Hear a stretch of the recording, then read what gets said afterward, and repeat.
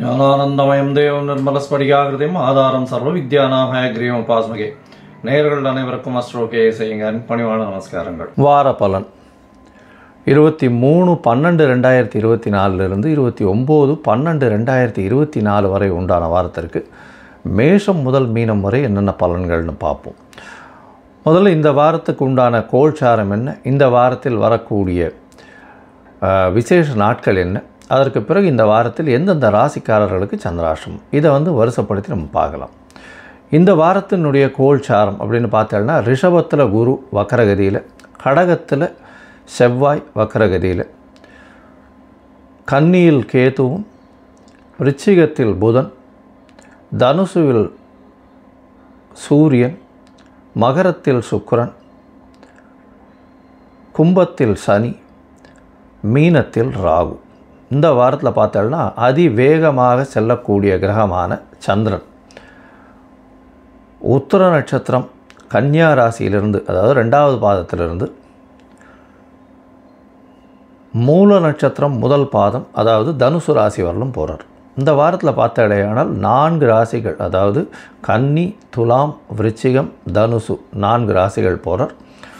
இந்த வாரத்தில் வரக்கூடிய விசேஷ நாட்கள் என்னென்ன அப்படின்னு பார்க்கும்பொழுது, இந்த வாரத்தில் 23/12/2024 அன்றைக்கி அஷ்டகா அன்வஷ்டகான்னு போட்டிருக்கோம். அதாவது பொதுவாக ஒரு வருஷத்திற்கு 96 நாட்கள் தர்ப்பணம் செய்ய வேண்டிய நாட்கள் பித்திருக்களுக்கு உண்டானது. இதில் பார்த்தாலேயானால் அஷ்டகா அன்வஷ்டகா அப்படின்றது மார்கழி மாதத்தில் வரக்கூடிய கிருஷ்ணபக்ஷ சப்தமி, அஷ்டமி, நவமி இந்த 3 நாட்களும் தர்ப்பணம் பண்ணணும். அந்த மாதிரி மார்கழி, தை, மாசி, பங்குனி இந்த 4 மாதங்களும் 3 நாள் 12 நாள் பண்ண வேண்டிய கட்டாயம். இது ரொம்பவும் விசேஷமானது, மிகவும் முக்கியமானதும் கூட. உங்களுடைய அருகில் இருக்கக்கூடிய சம்பிரதாயத்தை பேஸ் பண்ணி இருக்கக்கூடிய வாத்தியார்களை கேட்டு தெரிஞ்சுக்கோங்க. இந்த வாரத்தில் பார்த்தேடையானால் ஏகாதசி எண்ணிக்கை அப்படின்னா 26ஆம் தேதி அன்னைக்கு ஏகாதசி வருது. வைணவர்களுக்கு மிகவும் பெரிய ஏற்றமான காலம் இது.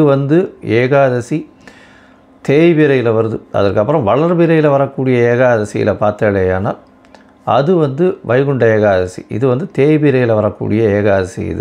இதற்கு அடுத்த ஏகாதசி வைகுண்ட ஏகாதசி.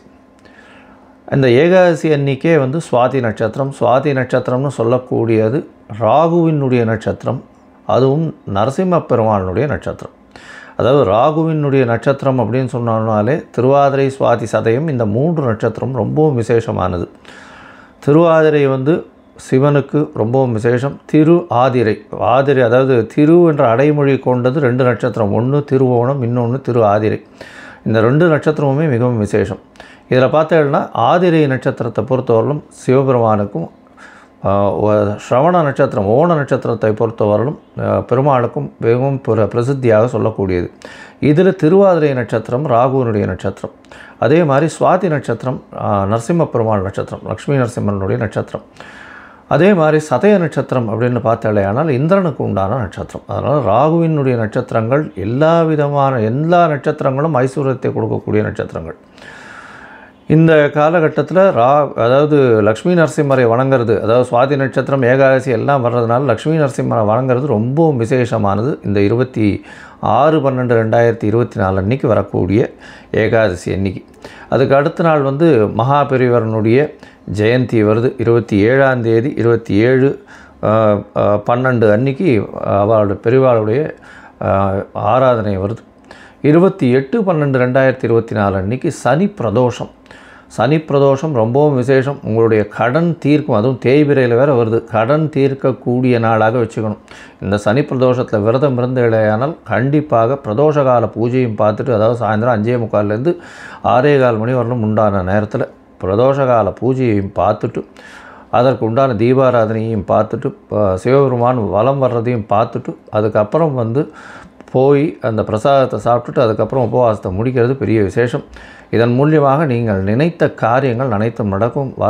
இருக்கக்கூடிய கஷ்டங்கள் அனைத்தும், உடல் நலத்தில் இருக்கக்கூடிய கஷ்டங்கள், அது தவிர பண கஷ்டம், கடன் இந்த மாதிரியான அதாவது கடன் திருப்பி கொடுக்க முடியாத அளவுக்கு கழுத்துக்கு மேலே கடன் இருக்கிறது எல்லாமே இந்த சனி பிரதோஷத்தின் மூலியமாக குறையக்கூடிய வாய்ப்புகள் உண்டு. ஆயுள் கண்டங்களில் இருப்பவர்களுக்கு ஆயுள் கண்டங்கள் நீங்கக்கூடிய வாய்ப்புகள் நிச்சயமாக உண்டு.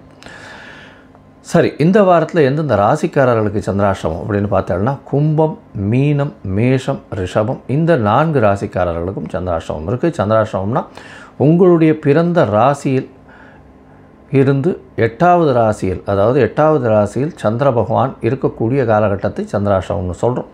சந்திராஷ்டமம்னா சந்திரன் என்பவர் மதிகாரகன். அவர் மறையக்கூடிய காலகட்டத்தில் தவறான முடிவுகள் எடுக்கக்கூடும். அதனால் சந்திரன் மறையக்கூடிய காலகட்டங்களில் புதிதான முடிவுகள் எதுவும் வேண்டாம். எந்த ஒரு வெளியூர் வெளிமாநில பிரயாணம் வேண்டாம். இந்த மாதிரியான விஷயங்களில் சந்திரனை பொறுத்தவரையிலும் மறைந்திருக்கக்கூடிய காலகட்டத்தில் யாருக்கும் ஜாமீன் கையெழுத்து போடாதீங்க. ஒருவேளை நீங்கள் பண்ண வேண்டிய கட்டாயத்தில் நிர்பந்தத்தில் இருக்கீங்க அப்படின்னா சந்திரனுக்கு உண்டான எளிய பரிகாரம் அப்படின்னு சொல்லக்கூடிய பசும்பால் ஒரு 1/2 டம்ளர் அருகில் இருக்கக்கூடிய சிவன் கோவிலில் கொடுத்துட்டு போங்க பிரதோஷ காலத்துக்கு. அது உங்களுக்கு சந்திராஷ்டமத்தின் தாக்கத்திலிருந்து நிச்சயமாக விலக்களிக்கும். சரி, இந்த வாரம் மேஷம் முதல் மீனம் வரை எப்படி இருக்குது அப்படின்றத பார்க்கலாம். அதற்கு முன்னாடி என்னுடைய மொபைல் நம்பர் கீழே ஸ்க்ராலிங்கில் வரும். உங்களுக்கு அஸ்ட்ராலாஜிக்கல் கன்சல்ட் தேவைப்பட்டுதே ஆனால் நீங்கள் எனக்கு ஃபோன் பண்ணுங்க, உங்களுக்கு அப்பாயின்மெண்ட் தரேன். உங்களுடைய date, time, place of birth, உங்களுடைய பெயர், உங்களுடைய தாய் தகப்பனார் பெயர் அனுப்பி வைங்க.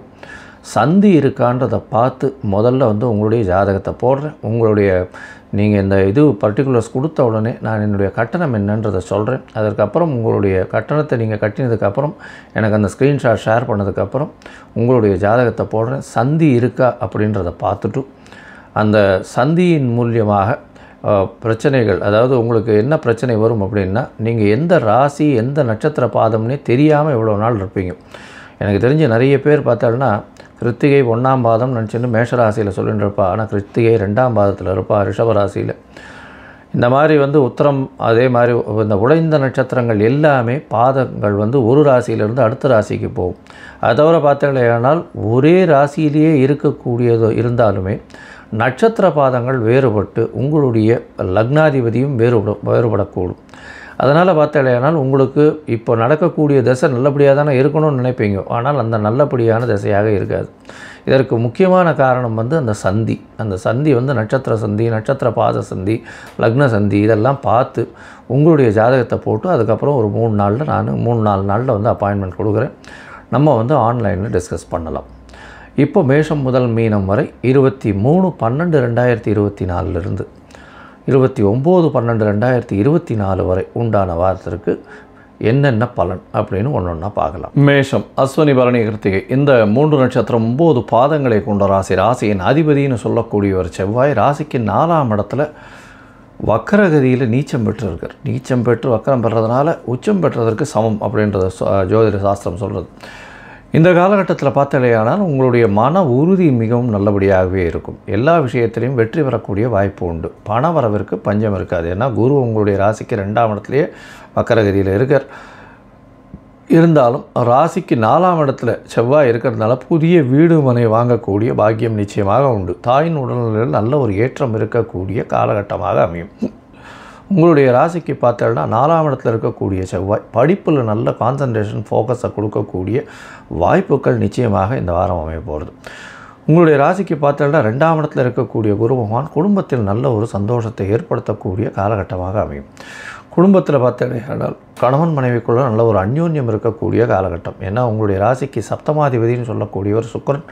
அவர் 7ஆம் இடத்திலிருந்து 10ஆம் இடத்துல இருக்கார். 10ஆம் இடத்துல 7ஆம் அதிபதி 10ஆம் இடத்துல இருக்கிறது ஒரு கேந்திரத்திலிருந்து இன்னொரு கேந்திரத்தில் இருக்கிறது ரொம்பவும் விசேஷம். இதன் மூலியமாக பார்த்தடையானால் உங்களுக்கு எல்லா விதமான ஏற்றங்களும் கிடைக்கும். தொழிலில் பெரிய ஏற்றங்களும் மாற்றங்களும் இருக்கக்கூடிய காலகட்டம். ராசிக்கு 11ஆம் இடத்துல சனி பகவான் 11 இருக்கிறதுனால அபரிமிதமான பணவரவிற்கும் லாபத்திற்கும் பஞ்சம் இல்லாமல் இருக்கக்கூடிய காலகட்டமாக அமையப்போகுது. உங்களுடைய ராசிக்கு 6ஆம் இடத்தில் கேது. இதனால் உங்களுடைய வேலையில் மாற்றம், வேலையில் ஒரு பெரிய ஏற்றம், ப்ரமோஷன் கிடைக்கக்கூடிய வாய்ப்பு, அதன் மூலியமாக உங்களுக்கு அதீத பணவரவு வரக்கூடிய காலகட்டமாக இருக்கும். ராசிக்கு பார்த்தாலேயானால் 8ஆம் இடத்துல 3-6 அதிபதி 8ஆம் இடத்துல மறைந்திருக்கக்கூடிய காலகட்டம்ன்றதுனால உங்களுடைய முயற்சிகள் வெளிநாடு போகணுன்றதுக்கு பார்த்துட்டு இருந்தேன்னா நிச்சயமாக வெற்றி பெறக்கூடிய காலகட்டமாக அமையும். அது தவிர பார்த்தாலேயானால் 6ஆம் அதிபதி 8ஆம் இடத்துல மறைந்திருக்கிறதுனால நிச்சயமாக வேலை நிமித்தமாக திடீர் யோகங்கள் வரும். வெளிநாட்டுக்கு போகக்கூடிய ப்ராஜெக்ட் ஒர்க்குக்குன்னு போகக்கூடிய வாய்ப்புகள் நிச்சயமாக இருக்கும். உங்களுடைய ராசிக்கு 9ஆம் இடத்துல சூரியன் 5ஆம் அதிபதி 9ஆம் இடத்துல இருக்கிறது பெரிய விசேஷம். இதன் மூலியமாக ஒரு திரிகோணாதிபதி இன்னொரு திரிகோணத்தில் போய் அமர்றதன் மூலியமாக தந்தையின் மூலியமாக நல்ல ஒரு ஏற்றம் கிடைக்கும். உங்களுடைய குழந்தைகள் மூலியமாக உங்களுக்கு ஒரு பெரிய ஏற்றத்தை கிடைக்கக்கூடிய காலகட்டமாக இந்த வாரம் அமையிறது. இந்த வாரம் பார்த்தாலேயானால் உங்களுடைய ராசிக்கு 6ஆம் இடத்துல அதிவேகமாக செல்லக்கூடிய கிரகமான சந்திரன் இந்த வாரத்தை ஆரம்பிக்கிறார். 23ஆம் தேதியிலிருந்து 25ஆம் தேதி காலை ஒரு 2:30 மணி வரலும் இருக்கக்கூடிய காலகட்டத்தில் சந்திரன் உங்களுடைய ராசிக்கு 6ஆம் இடத்துல இருக்கார். வேலையில் மாற்றங்கள் வரும். அதை தவிர பார்த்தாலேயானால் புதிய கடன் வாங்கக்கூடிய யோகம் வரக்கூடிய காலகட்டமாக அமைய போகிறது. உங்களுடைய ராசிக்கு சப்தமத்தில் சந்திரன் வரார். 7ஆம் இடத்தில் சந்திர பகவான் வரும் பொழுது இந்த காலகட்டத்தில் செவ்வாயின் பார்வையில் வேறு இருக்கார். சந்திரன் 7ஆம் இடத்துல இருக்கும் பொழுது 4ஆம் இடத்துல இருக்கக்கூடிய செவ்வாயின் பார்வையில் இருக்கக்கூடிய காலகட்டமாக அமையிறது. 4ஆம் அதிபதி 7ஆம் இடத்துல இருக்கிறது பெரிய விசேஷத்தை கொடுக்கும். தாயின் உடல்நிலையில் நல்ல ஒரு ஏற்றம் இருக்கும். உங்களுடைய முயற்சிகள் எல்லாமே வெற்றி பெறும். எதிர்பாலினத்தவர் மூலியமாக திடீர் ஏற்றம் கிடைக்கக்கூடிய காலகட்டம். அது தவிர பார்த்தாலேயானால் உங்களுடைய பார்ட்னர்ஷிப் பிஸ்னஸில் நல்ல ஒரு ஏற்றம் கிடைக்கக்கூடிய காலகட்டமாக அமைய போகிறது. உங்களுடைய ராசிக்கு பார்த்தாலேயானால் 7ஆம் இடத்துல இருக்கக்கூடிய சந்திரன் 8ஆம் இடத்துக்கு போகிறார். இது 7ஆம் இடத்துல 25ஆம் தேதி காலையிலிருந்து 27ஆம் தேதி மதியம் ஒரு 12:30 மணி வரலாம் இருக்கார். அதற்கு பிறகு உங்களுடைய ராசிக்கு 8ஆம் இடத்துக்கு போகிறார் சந்திரன். 8ஆம் இடத்துல சந்திரன் போகும்போது சந்திராஷ்டம காலமாக இருக்குது. 4ஆம் அதிபதி 8ஆம் இடத்துல போகும்போது படிப்பில் கொஞ்சம் கவனம் இருக்கிறது தேவை. அதை தவிர பார்த்தோம்னா புதனும் சந்திரனும் சேர்ந்து இருக்கக்கூடிய காலகட்டம். குருவின் பார்வையில் குரு சந்திர யோகம் அமையிறது. இருந்தாலும் படிப்பில் ரொம்ப ஜாகிரதையாக இருக்கணும். தாயின் உடல்நிலையில் சற்று பின்னடைவு இருக்கும். உங்களுடைய இளைய சகோதரர்கள் மூலியமாக சிறு சிறு பிரச்சனைகள் வரக்கூடிய காலகட்டமாக அமைய போகிறது. உங்களுடைய ராசிக்கு பார்த்தாலேயானால் 29ஆம் தேதி வரலும் சந்திர பகவான் அங்கே இருக்கார். 29ஆம் தேதி ராத்திரி ஒரு 11:30 மணி வரலும். அதற்கு பிறகு உங்களுடைய ராசிக்கு 9ஆம் இடத்துக்கு சந்திரன் போகிறார். சந்திரன் 9ஆம் இடத்துல போய் இருக்கிறது ரொம்ப விசேஷம். இதன் மூலியமாக சூரியனும் சந்திரனும் சேர்ந்து இருக்கக்கூடிய காலகட்டம். அதுவும் 9ஆம் இடத்துல இருக்கிறதுனால திடீர் யோகங்கள் வரக்கூடிய காலம். பித்திருக்கள் மூலியமாக நல்ல ஒரு ஏற்றம் கிடைக்கக்கூடிய காலம். பாக்கிய ஸ்தானத்திலேயே போய் 2 பேரும் தாயும் சந்தையும் அமர்ந்திருக்கிறதுக்கு, சூரியனும் சந்திரனும் இருக்கக்கூடிய காலகட்டம் பெரிய ஏற்றத்தை கொடுக்கக்கூடிய காலகட்டமாக அமைய போகிறது. இந்த வாரம் 1ஆம் தேதி காலை ஒரு 6 மணி வரலும் 1/1/2025 வரலும் இந்த காலகட்டத்தில் அமைய போகிறது. இந்த வாரத்தில் உங்களுக்கு ஒரு பெரிய ஏற்றமான காலகட்டமாக இருக்கும். நீங்கள் அருகில் இருக்கக்கூடிய முருகப்பெருமானை போய் வணங்கிட்டு வாங்கும். அதன் மூலியமாக நல்ல ஒரு ஏற்றமும் மாற்றமும் இந்த வாரம் நிச்சயமாக சேரும். லோகா சமஸ்தா சுகினோ பவந்து. நன்றி, நமஸ்காரம். Astro KS Iyengar YouTube channel பார்த்தமைக்கு நன்றிகள். மேலும் இது போன்ற ஆன்மீக ஜோதிஷ தகவல்கள் உங்களை அடைய astro KS Iyengar YouTube channel subscribe செய்யவும், பெல் ஐக்கானை மறக்காமல் அழுத்தவும். நன்றி, வணக்கம்.